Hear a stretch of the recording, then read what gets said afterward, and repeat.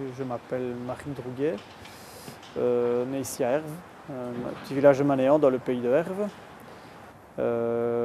Donc je suis exploitant avec mon papa ici dans une ferme laitière, donc exclusivement laitière, 900 000 litres de lait sur plus ou moins 90 hectares. Donc avec mon épouse, nous avons exploité cette ferme-ci pendant plusieurs années. Nous avons 3 enfants, un garçon, 2 filles, et Marc se destinait à reprendre la ferme. C'est une satisfaction qu'il y ait un successeur pour que la ferme continue. D'un autre côté, c'était un souci parce que on ne peut pas donner tout à un et que les autres soient lésés. D'un autre côté, on ne peut pas valoriser tout au prix fort car celui qui reprend ne s'en sortira pas. On a remis la moitié de la ferme, donc du cheptel, le matériel, et Marc a repris aussi les bâtiments d'exploitation. Étant déjà engagé à la FJ1, je connaissais déjà un peu le secteur, les problèmes du secteur, les différentes crises qu'on a connues, etc. Donc le choix de reprendre n'a pas été qu'une évidence, c'est quand même posé beaucoup de questions. Il faut plus ou moins planifier la reprise, peut-être l'étaler sur plusieurs années, vu les capitaux qui sont engagés, ça facilite les remboursements pour celui qui reprend. Mais aussi, je suis revenu sur la ferme grâce au fait que mon papa avait quand même investi en son temps pour avoir une ferme viable. D'abord, Marc il a fini l'école en 1999, il a travaillé sur la ferme comme aidant. J'estime que c'est une bonne solution pour apprendre le métier. Mais alors, je crois qu'au fur et à mesure, les parents doivent donner de plus en plus de responsabilités aux jeunes. Il ne faut pas que, même quand on est associé plus tard, que ce soit le père qui décide tout seul et qu'il faut que les jeunes aient des responsabilités.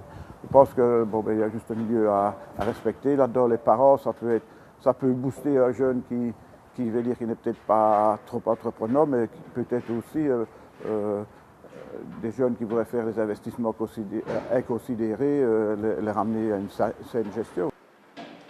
C'est important, je crois, d'être écolé au début pour pouvoir apprendre des choses et pas faire des bêtises, ou en tout cas pas des trop grosses bêtises en termes d'investissement, et de rester raisonnable, en sachant qu'on ne sait pas tout maîtriser. Moi, ce qui ferait le plus peur, peut-être ce qui faisait le plus peur, il y avait l'augmentation des intrants, mais c'est aussi les changements de politique agricole incessantes.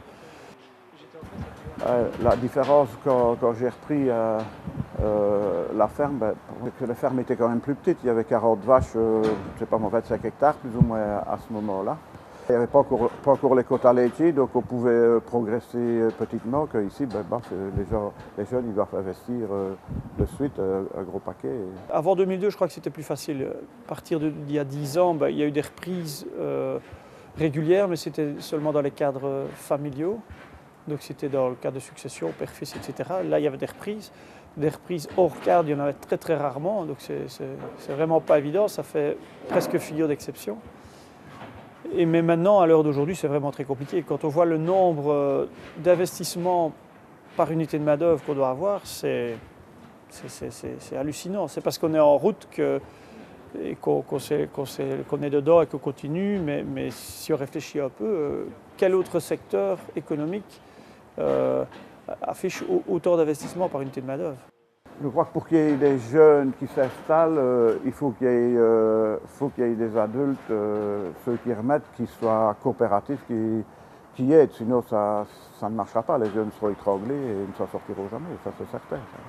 Maintenant, il va peut-être falloir inventer d'autres choses. S'il y a des personnes qui veulent reprendre des fermes, il n'y aura peut-être pas possibilité de les reprendre, mais si les fermes deviennent plus grandes, peut-être qu'il va falloir engager du personnel compétent, donc ce sera peut-être un nouveau travail qui n'existe pas encore beaucoup, ou pourquoi pas s'associer avec des personnes qui ne viennent pas du monde agricole.